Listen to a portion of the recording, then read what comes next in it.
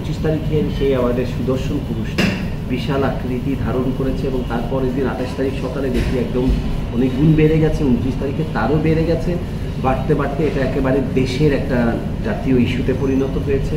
সবাই দেখি আমার ছবি, সবাই দেখি আমার সাথে কোলাস করছে, আরেকজনের সাথে তুলনা করছে। ছেলেরা বলছে যে সে সুদর্শন হলে আমরা কি, মেয়েরা বলছে সে সুদর্শন হলে আমার স্বামী কি, তাদের সাথে কম্পারিজন ছবি, আমার বডির মধ্যে আমার ড্রেসের মধ্যে তাদের চেহারা লাগাচ্ছে, আমার মেকআপ দিয়ে তারা আমার লুক ক্রিয়েট করছে, আমার ছবি আঁকছে, আমার কার্টুন বানাচ্ছে, আমার মিমস বানাচ্ছে, আমার রিলস টিকটক নামিয়ে নামিয়ে সেগুলোকে কপি করছে। আমি সেগুলো তো দেখে রীতিমতো মানে অবাক এবং ইসে পড়ে গেলাম যে এটা কী ঘটলো বা কী হলো।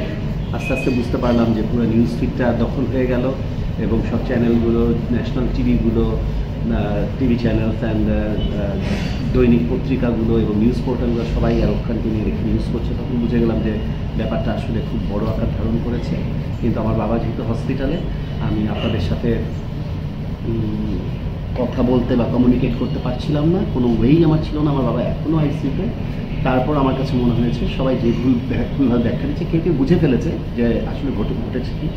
তারপরও যাদের মধ্যে দ্বিধাদ্বন্দ্ব আছে এবং যে ওইটাই নিয়ে পড়ে আছে যে না সেই সুদর্শন পুরুষ হলো কীভাবে, তাদের উদ্দেশ্যে আমার কাছে মনে হয়েছে যে যেহেতু নেগেটিভ অনেক নিউজ আসতেছে, অনেক প্রোপাগান্ডা ছড়াচ্ছে এবং আমাকে নিয়ে খুবই নানান রকম উদ্বিগ্ন, হ্যাঁ।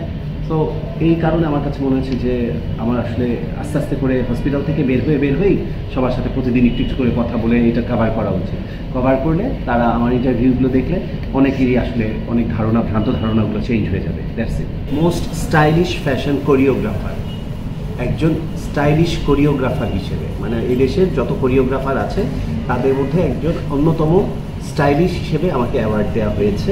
কিন্তু সেই অ্যাওয়ার্ডটা আমাকে নমিনেশনও দেওয়া হয়েছে এবং পরবর্তীতে আমি পুরস্কারও পেয়েছি এবং আরও অনেক গুণী শিল্পীরাই পুরস্কার পেয়েছে।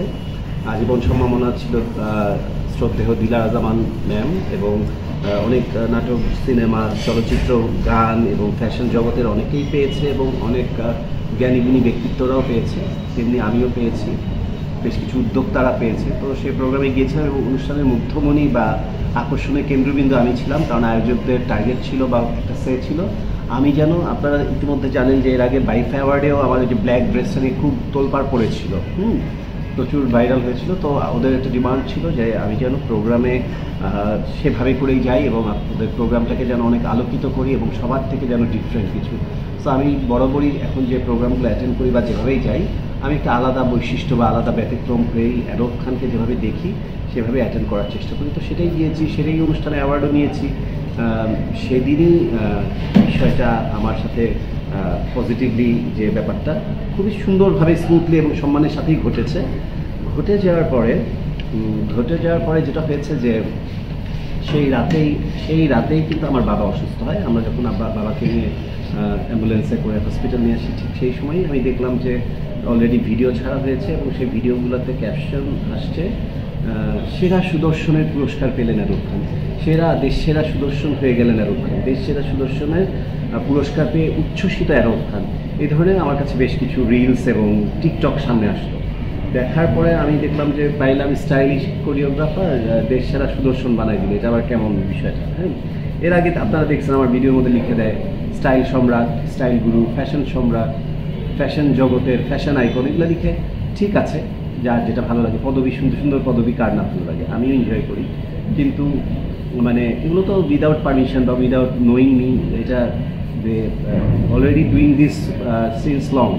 সো আমি সেগুলো নিয়ে আসলে আমি কোনো কথা বলি না, বা কাকে লিখছে বা কোথায় লিখছে আমি তো কাউকে আসলে চিনি না। এই যে আপনারা এই ভিডিওগুলো করে নিয়ে যাচ্ছেন, আমি কিন্তু একটু পর জানবো না যে আসলে কার কোনটা পোর্টাল বা কে কোথা থেকে ভিডিওটা করছিল, কে কী ক্যাপশন দিচ্ছে। এই জায়গাটায় আপনাদেরও সততা থাকা দরকার এবং একটা শিল্পীকে সেভাবে সম্মান দেওয়া উচিত। আমাদেরও ওটা দেখে ভালো লাগতে হবে, যে তাহলে আপনাদের প্রতি আস্থা বাড়বে, আরেকবার দেখা হবে আপনাদেরকে আমি খুঁজবো বা আমরা খুঁজবো, ব্যাপারটা এই কোলাবোরেশনটা থাকতে হবে আমি মনে করি।